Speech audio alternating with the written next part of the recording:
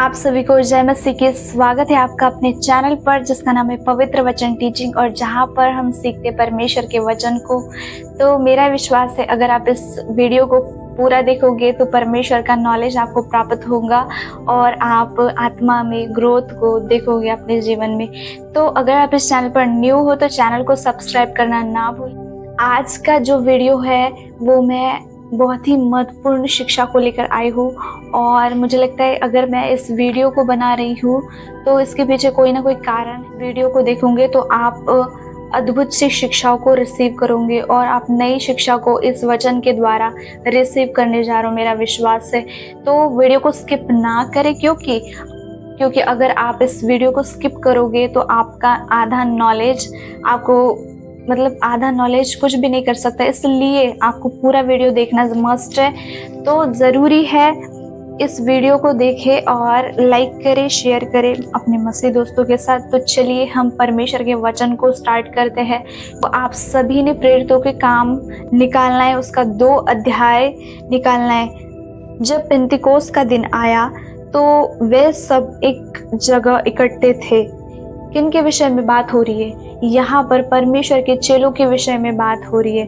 पेंतिकोस्त का ऐसा दिन था जहाँ पर सब यहूदी लोग जो थे वो एक त्योहार मनाया करते थे जो यरूशलेम में होता था। तो आगे जब हम पढ़ते हैं तो लिखा है, एकाएक आकाश से बड़ी आंधी से सनसनाहट का शब्द हुआ और उससे सारा घर जहाँ वे बैठे थे गूंज गया। लिखा है जहाँ वो बैठे थे गूंज गया। क्यों? क्योंकि परमेश्वर का आत्मा वहाँ पर मौजूद था। वहाँ क्या था? परमेश्वर का आत्मा आया, परमेश्वर की उपस्थिति आई, अद्भुत सी परमेश्वर का आत्मा का फ्लो उतरा। तो लिखा है और उन्हें आग की सी जीभें फटती दिखाई दी और उनमें से हर एक के ऊपर आ ठहरी। परमेश्वर का आत्मा इस तरह से उतरा, जिस तरीके से आग के से जीभें जिस तरह से आती उस तरीके से परमेश्वर का आत्मा को उन्होंने देखा और ऐसे उतरा जिस तरीके से आग के से जीवे उनके ऊपर आ रही हो।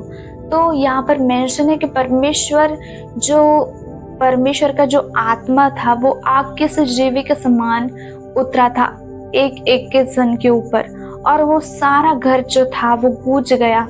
लिखा है और उन्हें आग से जीवें फटती दिखाई दी और उनमें से हर एक के ऊपर आ ठहरी। जितने वो जन थे उनमें से सभी के ऊपर वो आग से जीवें आ ठहरी। परमेश्वर का आत्मा हर एक चेलों के ऊपर उतरा उस दिन।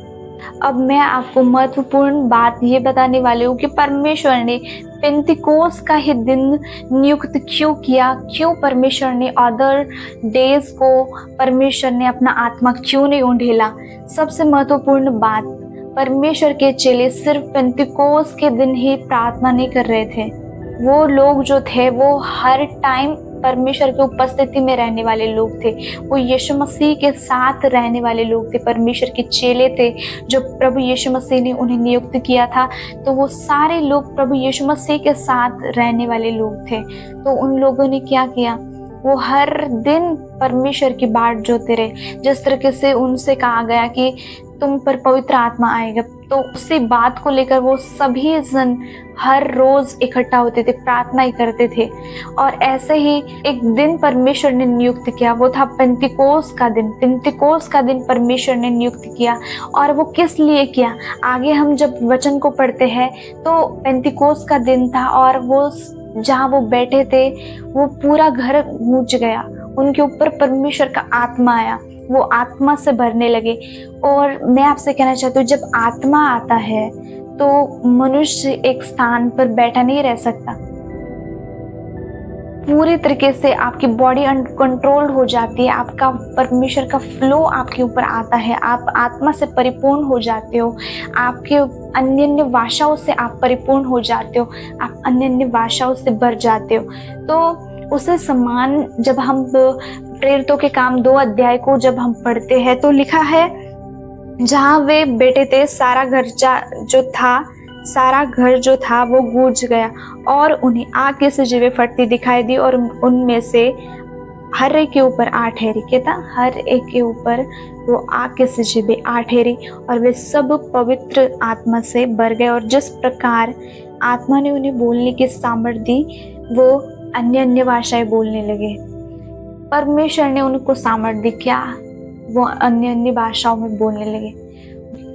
वो अन्य अन्य भाषाओं में जो थे वो परमेश्वर की भाषाओं से भरे, सामर्थ्य लैंग्वेज से भरे, जो कि परमेश्वर के द्वारा उनके जीवन में उंडेली गई, उतारी गई। तो इस समान आगे लिखा है, आकाश के नीचे की हर एक जाति में से भक्त यहूदी यरूशलेम में रह रहे थे। आकाश के नीचे हर एक जाति में से यहूदी यरूशलेम में रह रहे थे। समझ रहे हैं आप इस बात को? मैं आपको इस एक राज्य की बात नहीं बता रही हूँ, यहाँ पर राज्य की बात मेंशन नहीं है। यहाँ पर बात है जितने भी पृथ्वी के नीचे जितने भी देशों की बात की जा रही है। आप समझ रहे हैं इस बात को? तो यहाँ पर लिखा, आकाश के नीचे हर एक जाति में से भक्त यहूदी यरूशलेम में रह रहे थे। अन्य अन्य देशों में से आए हुए लोग यरूशलेम में उस समय थे। किस समय? जब पेंतिकोस का दिन था। पेंतिकोस का दिन आपको पता है, परमेश्वर ने नियुक्त किया हुआ दिन, जहां परमेश्वर ने अपनी आत्मा को उंडेला था और अपने चेलों को पवित्र आत्मा से परिपूर्ण किया था। हम आगे पढ़ते तो लिखा है, जब ये शब्द हुआ तो भीड़ लग गई और लोग घबरा गए। आपको पता है, जब आत्मा परमेश्वर का उतरता है वो अनकंट्रोल हो जाते हैं लोग। वैसे ही तरीके से लिखा है, सारा घर गूंज गया। तो मुझे मेरा सिचुएशन पता है। मैं जब आराधना कर रही थी, ऑनलाइन प्रेयर स्टार्ट थी मेरे स्पिरिचुअल फादर जी की, तो मैं अटेंड कर रही थी, आराधना कर रही थी। तो उस दौरान मेरे ऊपर परमेश्वर का आत्मा उतरा और मेरा शरीर पूरा तरीके से अनकंट्रोल हो गया। मेरी मदर को समझ नहीं आ रहा ये क्या हो। मेरे ऊपर परमेश्वर का आत्मा फ्लो से उतरा और मैं अद्भुत तरीके से अनकंट्रोल हो गई। और इनमें से किसी को भी पवित्र आत्मा का पहला अनुभव नहीं था, तो ये समझ नहीं पा रहे थे कि ये क्या हो रहा है। तो जिस तरीके से मेरे स्पिरिचुअल फादर ने कहा, तुम आत्मा से परिपूर्ण हो रहे हो, तुम अन्य अन्य भाषाओं से भर रहे हो, तो तब उनको पता चला कि ये परमेश्वर का आत्मा है, जो गिफ्ट परमेश्वर ने इसे अन्य अन्य भाषाओं का दिया था। तो मेरी बॉडी पूरी तरीके से अनकंट्रोल थी। मैं पूरी तरीके से जो थी वो परमेश्वर की आत्मा से परिपूर्ण हो चुकी थी। उसी समान इनके साथ भी हुआ और वो लोग भी घबरा गए। जो लोग यरूशलेम में यहूदी लोग आए हुए थे, तो वो भी डर गए, घबरा गए कि ये हो क्या रहा है इनके साथ। तो मेरी मदर भी पहले फर्स्ट टाइम घबरा गई थी, तो ये क्या हो रहा है। उस समान ये लोग भी जो थे वो घबरा गए। हर एक को यही सुनाई देता था कि ये मेरी ही भाषा में बोल रहे हैं।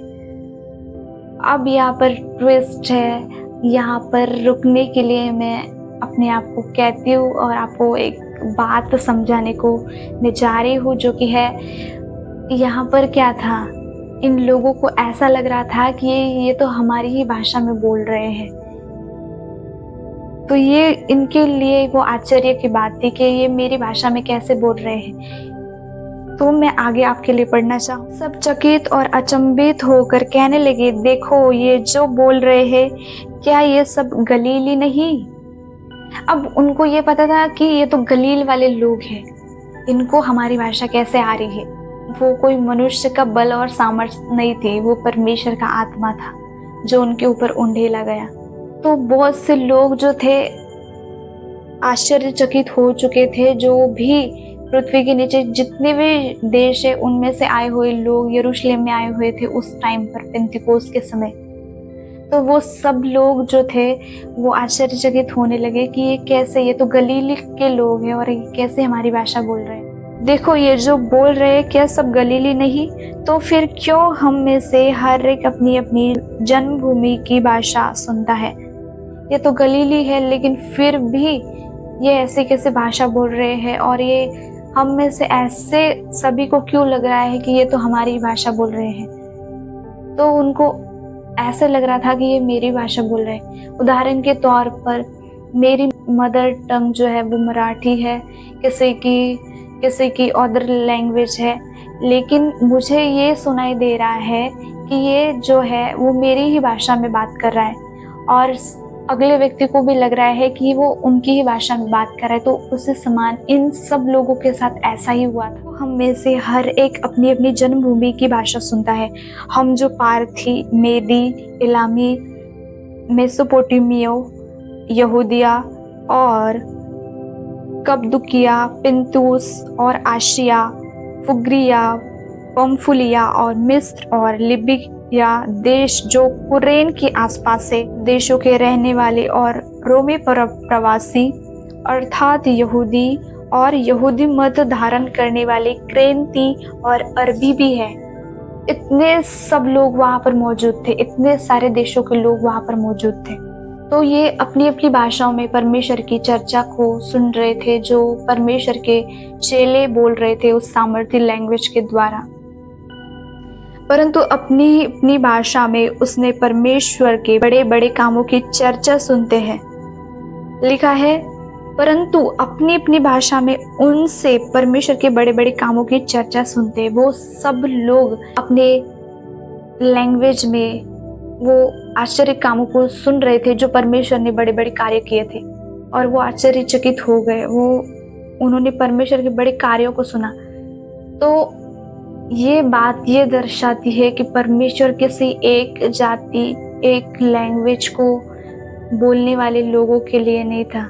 ये सुसमाचार जो है वो हम सब के लिए है। वो हर एक जाति में से, हर एक कुल के लोगों के लिए, जितने भी इस पृथ्वी पर है, जितने पृथ्वी के नीचे जितने भी देश है, जितने भी लोग हैं, जिस भी प्रकार के, जिस भी भाषा बोलने वाले लोग हैं, उन सभी के लिए सुसमाचार है।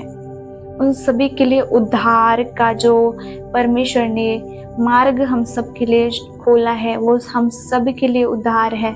तो इस समान ये दर्शाता है इन लोगों ने भी अपनी अपनी भाषा में सुना परमेश्वर के बड़े बड़े कामों को, और वो आश्चर्यचकित। उस समान परमेश्वर का वचन दर्शाता है कि हर एक जन के लिए परमेश्वर का सुसमाचार है, और हर एक जन ने परमेश्वर के वचन को ग्रहण कर लेना है, क्योंकि परमेश्वर कोई स्पेसिफिक जाति का नहीं है, स्पेसिफिक कुल का नहीं है, वो सब का है। उसने सब के लिए जान दी है, उसने सब के लिए स्वर्ग के रास्ते को खोला है। तो इसी समान पेंतिकोस का परमेश्वर ने दिन नियुक्त किया था, जो वो लोग भी परमेश्वर के बड़े कामों की चर्चा सुने, क्योंकि पेंतिकोस के दिन वो भी लोग वहाँ पर मौजूद थे। तो परमेश्वर ने उस दिन उन लोगों के बीच में भी अपनी महिमा को प्रकट किया।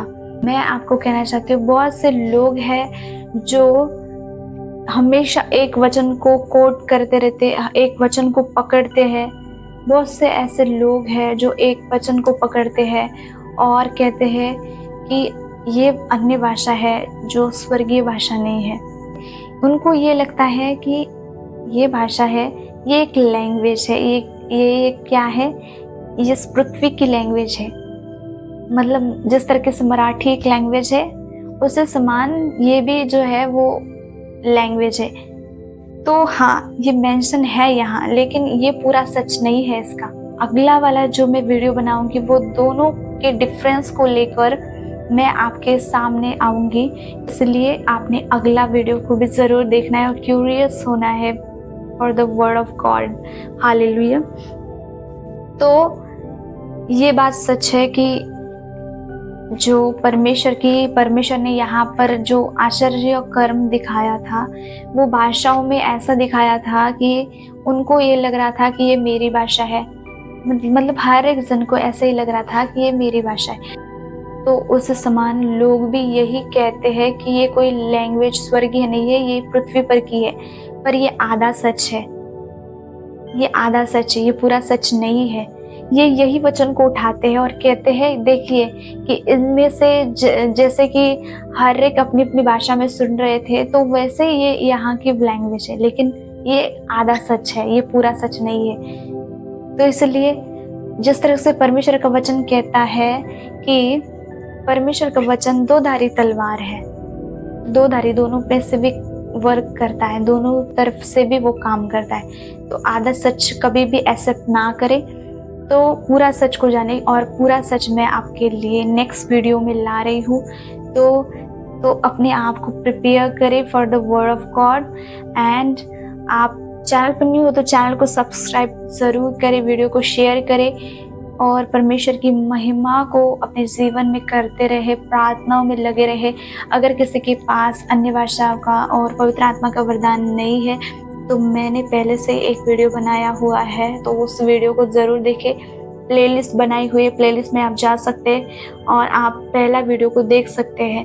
तो अन्य भाषाओं के बहुत से रिवलेशंस को, शिक्षाओं को मैं आपके सामने ला रही हूँ और मैंने आपको पहले ही बता दिया था कि कैसे तरीके से वो लोग जो है वो अन्य भाषाओं के विरुद्ध गलत शिक्षाओं को स्प्रेड कर रहे हैं। तो पूरी शिक्षाओं को मैं अगले वीडियो में ला रही हूँ, तो अगला वीडियो भी ज़रूर देखना है आपने। तो आप सभी को जय मसीह की, परमेश्वर आप सभी के साथ है। God bless you all.